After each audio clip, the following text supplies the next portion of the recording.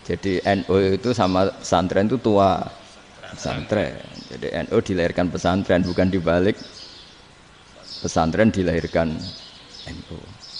Sehingga barokahnya didirikan pesantren ini, kadang nyuwun sewu sekali Mbah Hasyim itu kadang ide besar beliau itu ora dituruti wong NU.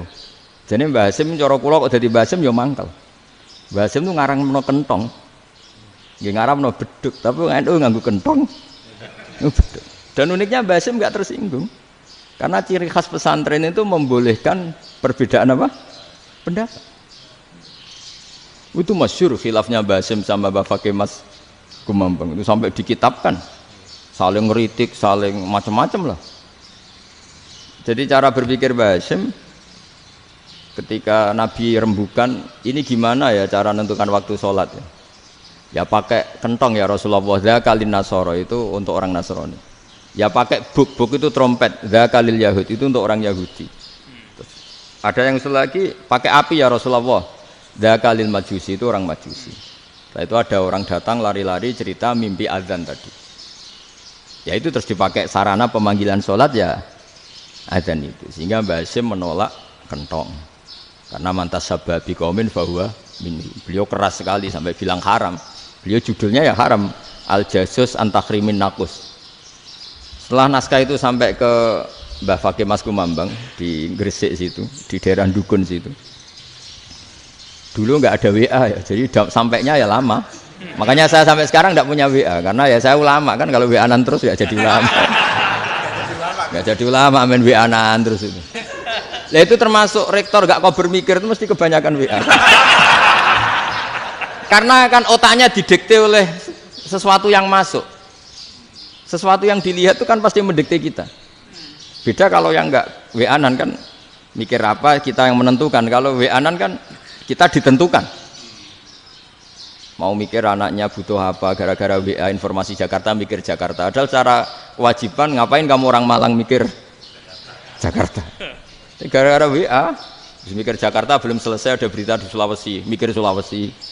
Habis itu mikir NTT. Makanya semua orang sekarang merasa tokoh nasional gara-gara informasi yang masuk itu nasional.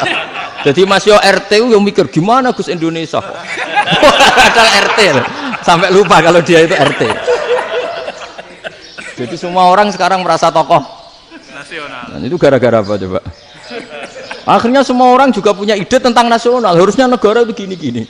Jebule wonge sing duwe ikon itu sapa? RT. Ribet kan? Saya teruskan, setelah naskah itu sampai ke Kiai Fakih Mas Kumambang, beliau itu marah besar. Ini harus dilawan, dan saya bukan karena benci Mbah Hasyim. Beliau teman saya ketika ngaji Kiai Mahfud di Mekah. Jadi Mbah Fakih dan Kiai Hasyim itu teman ketika ngaji di Mekah. Terus cara ngelawan itu lucu, gak ilmiah, tapi gak ilmiah wong alim tetap ilmiah. Di mana-mana serupa itu tidak sama. Ya kalau mungkin zaman Nabi di Madinah itu, zaman itu, kentong itu identik dengan milik Nasrani. Di Indonesia beda. Pos kampling ya kentong, kebakaran ya kentong, wae sarapan orang di LP ya pakai kentong. Jadi tidak ada jaminan kalau kentongan itu identik dengan Nasrani. Lalu haramnya di mana? Yang di mana-mana tasabuh itu identik. Ini tidak identik. Mulai masalah kan? Mulai masalah. Jadi beliau gaya judul Hazruus. Hazruus itu kepala bergeleng-geleng. Sekarangan kok ngene jadi sekarangan kok provokatif gitu. Nah. Dan itu Mbah Hasyim ya hormat Mbah Fakih hormat Mbah Hasyim. Saya sendiri secara pribadi itu lebih suka pendapat Mbah Hasyim sebetulnya. Karena bagi saya sholat itu sakral, ya sudahlah kalau sakral ya dipanggil dengan sesuatu yang sakral yaitu kalimat thayyibah azan. Tapi saya tidak akan bilang kalau kentongan itu haram. Karena kalau haram alasannya mirip orang Nasrani. Sementara pos kampling ya pakai kentong, ada banjir ya kentong, ada kebakaran ya kentong. Jadi tidak identik untuk misa atau untuk sholat ala Nasrani. Tapi itu dulu ya rileks saja. Dua beliau itu ya saling menghormati, padahal saling kritik.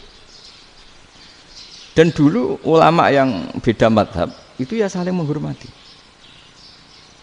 Imam Syafi'i itu kalau sholat di kawasan Masjid Abi Hanifah ya tidak kunut. Ketika ditanya kenapa kamu tidak kunut sementara engkau berpendapat kunut itu sunat, ikroman di hadal madhab, saya sangat menghormati madhab.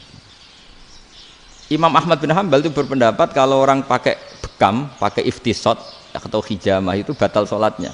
Sementara Imam Syafi'i mengatakan tidak batal apa sholatnya atau wudunya tidak batal.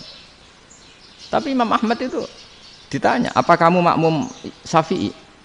Bagaimana mungkin saya tidak makmum sama wali kutub seperti Imam Syafi'i? Padahal menurut keyakinan Imam Ahmad ini sholatnya batal. Ini habis ikhtijam udah wudu. Tapi tetap saja beliau karena perbedaan pendapat di furu' itu lazim. Ya orang boleh berdebat lah. Ketika Unisma datangkan saya, itu saking senengnya kiai, apa saking sombongnya sampai ngatur kiai, kan nggak pernah bisa diperdebatkan. Itu kan orang boleh debat kan? Itu saking angkuhnya apa saking senengnya kan nggak jelas kan? Kan dan orang boleh setuju pendapat saya, yaitu ngatur kiai itu haram. Setuju juga Pak Rektor, ekspresi mahabbah itu ya macam-macam. Dulu sahabat ya gitu, sahabat itu ada yang nggak kenal wajahnya Nabi sama sekali sampai akhir hayatnya.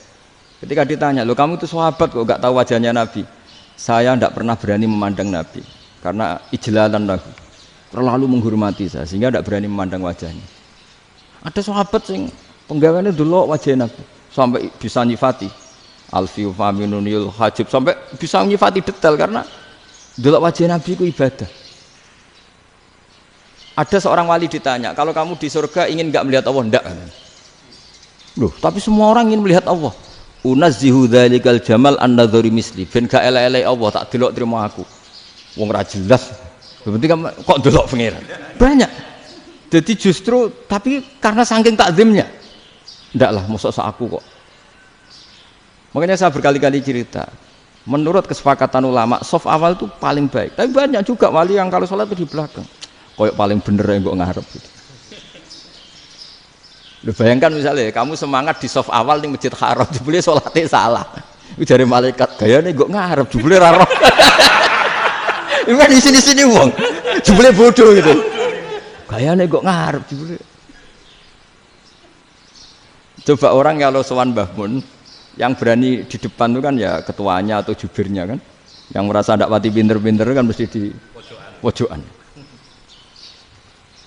Artinya sudut pandang seperti itu ya sah saja, apa? Sah saja. Makanya banyak sahabat yang jarang sowan Nabi, alasannya takut ganggu Nabi. Banyak yang sering sowan Nabi, alasannya seneng Nabi. Yang sowan ya seneng Nabi, yang enggak sowan alasannya seneng. Lu Nabi itu tokoh, punya keluarga, punya anak. Kalau saya sering sowan berarti sering ganggu. Yang sering sowan dia alasan ini khazanah kita harus istifadah. Jadi zaman dulu dia biasa dua sahabat, yang satu milih mahabbah itu milih sering sowan, yang satu juga mahabbah milih tidak sering. Karena pertanyaannya bisa dibalik kan, sering sowan apa sering ganggu coba. Nabi Abedar, assalamualaikum. Nabi nimang cucunya, assalamualaikum. Ayo bener yang sowan apa bener yang enggak kalau seperti itu. Akhirnya terus diatur sedemikian rupa oleh Quran. Walau annahum sabaru hatta takhruja ilaihim lakana khairal lahum. Jadi sahabat kalau mau sowan Nabi ya nunggu di sufah. Kalau Nabi keluar berarti milik publik. Sekali masuk ke dalam tidak ada sahabat yang berani sowan. Itu la tadkhulu buyutan Nabi illa ayyudzana lakum. Kalau soal sampai masuk dalam harus nunggu dipanggil. Karena sekali Nabi masuk dalam itu milik privat keluarga, milik istrinya, milik cucunya, milik keluarganya. Jadi Nabi sekali keluar ke ruang itu berarti milik publik. Itu terus jalan tengah. Karena kalau langsung masuk, bayangkan saya itu sering menyaksikan. Mbah Mun habis ngaji 2,5 jam ngaji Jalalain. Baru masuk, assalamualaikum. Padahal yai mungkin mau ke kamar mandi, mau ini itu. Jadi dulu itu Quran sangat modern. Sebelum ada dokter ngatur tamu, rektor ngatur tamu itu Islam sudah modern. Dia kan nggak fair kan? Misalnya saya ke Unisma harus janjian pakai ini, terus kalau misalnya ke sini selonang-selonang kan lucu kan, mentang-mentang kiai terus juga sowan-sowanan selonang-selonang. Padahal kalau kita mau ke mereka pakai protokol. Sering tidak fair dunia ini, tapi karena aku kiai ra oleh gelo ya sudah. Akhirnya saya memutuskan gak gampang kemana-mana karena itu.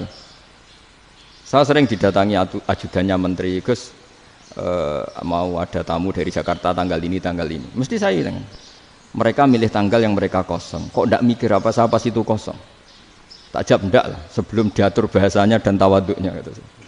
Akhirnya dibalik, datang lagi, Gus jam jenengan kosong apa kita menyesuaikan. Lah aku lagi di akhlak kata saya.